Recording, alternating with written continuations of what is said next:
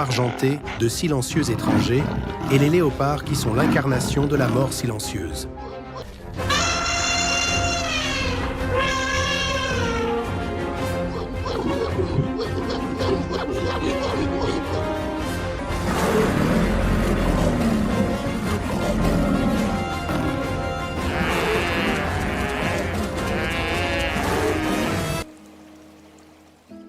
Sous les imposantes montagnes des Virunga, le volcan Nyiragongo crache de la lave rouge vif comme le souffle de la terre, tandis que son lac de roche en fusion le plus grand du monde est toujours prêt à entrer en éruption.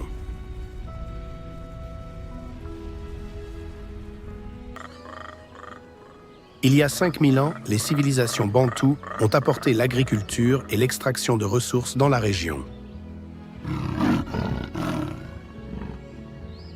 Depuis l'indépendance en 1960, le Congo a fait face à des conflits et à une exploitation non durable.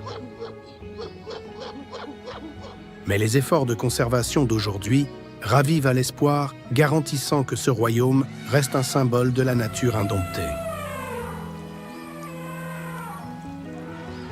Nichée dans le bassin du fleuve Congo, cette forêt tropicale est comme un océan vert infini s'étendant sur plus de 2 millions de kilomètres carrés, embrassant 6 nations africaines et couvrant 60% de la République démocratique du Congo.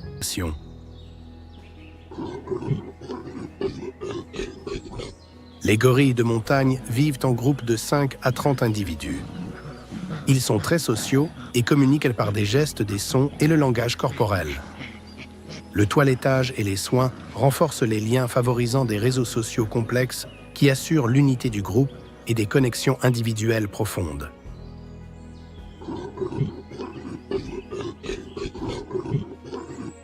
Principalement herbivores, 85% de leur régime alimentaire se compose de feuilles de tiges et de pousses, complétées par de petites quantités d'insectes et de bois en décomposition.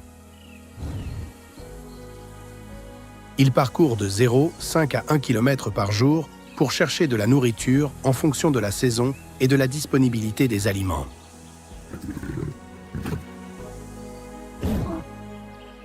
Pendant la saison sèche, ils dépendent de plantes fibreuses comme les pousses et les herbes.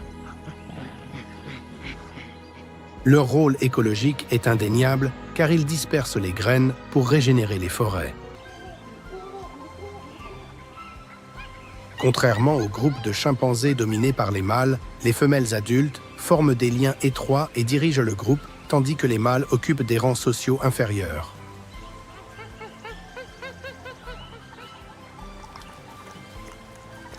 Les bonobos omnivores mangent des fruits, de jeunes feuilles, des insectes et occasionnellement de petits oiseaux.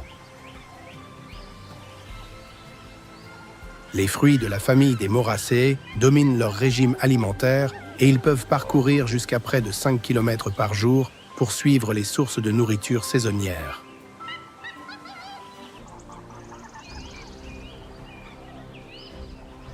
Leur bande dorsale argentée signale le leadership, tandis que l'épais pelage brun foncé les protège de l'environnement humide.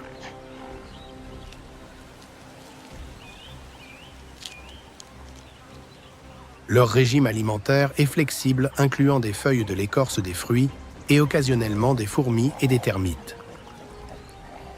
Pendant la saison sèche, lorsque les fruits se font rares, ils se tournent vers les plantes fibreuses. Un adulte peut consommer jusqu'à 40 kg de végétation par jour, soit près de la moitié de son poids corporel. Ils naviguent dans les forêts avec dextérité, grimpant occasionnellement pour trouver de la nourriture, mais passant la plupart de leur temps au sol. Malgré leur apparence lente, leur adaptabilité physiologique et sociale assure leur survie dans l'un des écosystèmes les plus rudes de la planète. Un autre primate remarquable dans les forêts de plaine du nord-ouest du Congo est le mandrill le plus grand et le plus coloré de la famille des Cercopithecidae.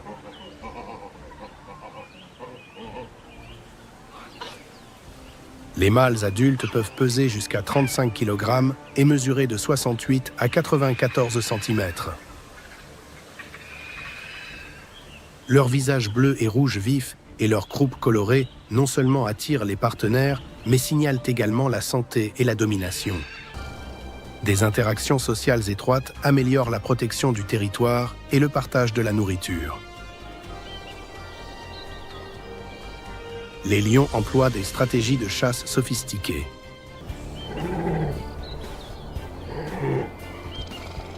Elles mesurent de 94 à 165 cm et pèsent de 45 à 90 kg, étant la plus grande espèce de hyène. De 2023, les zones forestières brûlées ont augmenté de plus de 30% par rapport à la décennie précédente.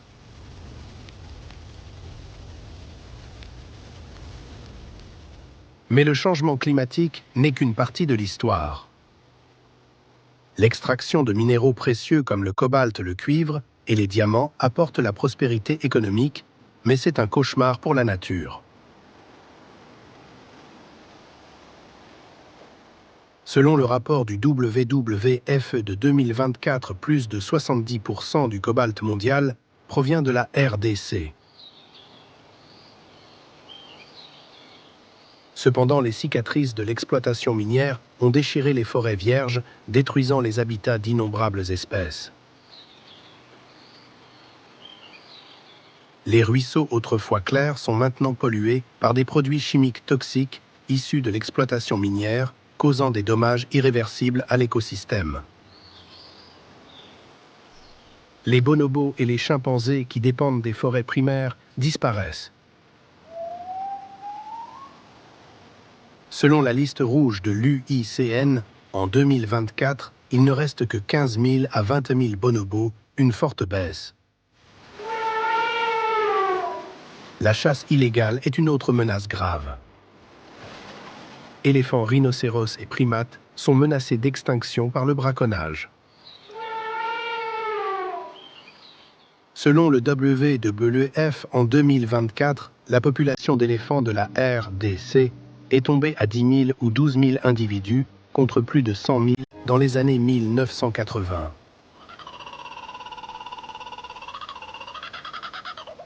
Le perroquet gris d'Afrique, célèbre pour imiter la parole humaine, est victime du commerce illégal, avec des populations réduites de moitié au cours de la dernière décennie. Ces forêts, autrefois les poumons verts de la planète, disparaissent rapidement. Le Congo a perdu plus d'1 million d'hectares au cours de la dernière décennie, principalement à cause de l'exploitation minière, de l'expansion agricole et de la chasse illégale. Plantation forestière illégale et au braconnage pour survivre. Au début des années 2000, la population de gorilles de montagne des Virunga est tombée en dessous de 400. Le fonds Dian Fossé pour les gorilles a dirigé les efforts en suivant les populations et en améliorant la reproduction.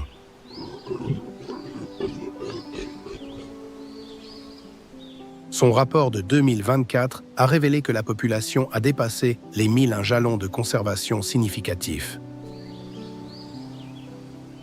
Le rétablissement réussi du gorille de montagne dans les Virunga prouve qu'avec une action collective, la conservation de la nature est vraiment possible.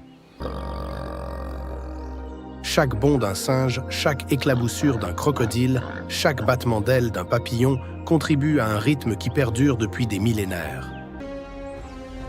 En respectant l'équilibre délicat, en favorisant la coexistence et en nous engageant dans une gestion durable, nous pouvons garantir que le Congo continue de prospérer, regorgeant de vie, d'émerveillement et de résilience pour les générations à venir. Qu'en pensez-vous? Dites-le nous dans les commentaires. Et si ce voyage à travers le Congo vous a impressionné, n'oubliez pas de regarder notre prochaine aventure sur le Nil.